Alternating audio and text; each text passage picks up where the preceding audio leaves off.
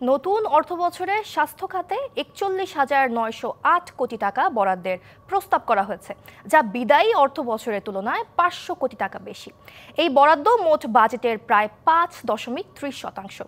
২০২৪-২৫ অর্থবছরে স্বাস্থ্য খাতে বরাদ্দ ছিল ৪১,৪০৭ কোটি টাকা। স্থিতিশীলতা ফিরিয়ে এনে একটি উন্নত সমাজ বিনির্মাণে সোমবার জাতির উদ্দেশ্যে উপস্থাপিত বাজেটে অর্থ উপদেষ্টা স্বাস্থ্য ও পরিবার কল্যাণ মন্ত্রণালয়ের জন্য বরাদ্দ রেখেছেন ৪১,৯০৮ কোটি টাকা। বৈদেশিক মুদ্রার রিজার্ভ বরাদ্দকৃত বাজেট বিশ্লেষণে দেখা গেছে, এবছর স্বাস্থ্য খাতে ৫০১ কোটি টাকা বৃদ্ধি পেয়েছে, যা গত অর্থবছরের তুলনায় প্রায় ১.২১%। ২০২৪-২৫ অর্থবছরের বাজেটে স্বাস্থ্য খাতে বরাদ্দ ছিল ৪১,৪০৭ কোটি টাকা, আর ২০২৩-২৪ অর্থবছরে স্বাস্থ্য খাতে বরাদ্দ ছিল ৩৮,০৫১ কোটি টাকা। বিশ্বমানের থার্মিক্স রড, সালাম স্টিল থার্মিক্স, দেশের একমাত্র থার্মিক্স রড।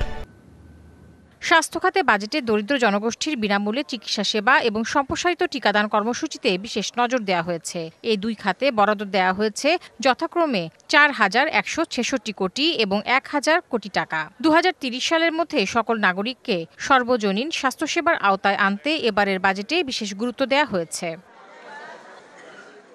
দেশে উন্নত চিকিৎসা নিশ্চিতকরণে রেফারেল হাসপাতাল সহ ৫০ শয্যার বেশি সকল হাসপাতাল স্থাপনের জন্য যন্ত্রপাতি ও সরঞ্জাম আমদানিতে শুল্ক কর হ্রাসের প্রস্তাব করা হয়েছে।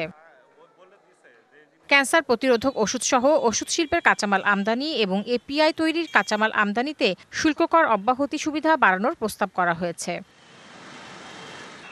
অন্যদিকে এপিআই, স্যানিটারি ন্যাপকিন এবং হাসপাতালের বেড উৎপাদনে ব্যবহৃত প্রয়োজনীয় উপকরণ আমদানি ও স্থানীয়ভাবে ক্রয়ের ক্ষেত্রে ২০৩০ সালের ৩০ জুন পর্যন্ত মূল্য সংযোজন কর অব্যাহতি দেওয়া হয়েছে। চাকরিরত কর্মচারীদের কিডনি, লিভার, ক্যান্সার, হার্ট, মস্তিষ্কে অস্ত্রোপচার ও কৃত্রিম অঙ্গ প্রতিস্থাপন সংক্রান্ত চিকিৎসা ব্যয় বাবদ প্রাপ্ত অর্থ করমুক্ত করা হয়েছে। Tahsina Jesi, DBC news, Dhaka.